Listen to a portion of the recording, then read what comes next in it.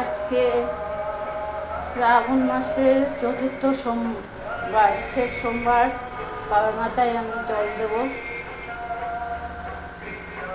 এইসব আয়োজন করেছি। এখন আমি জল দেব।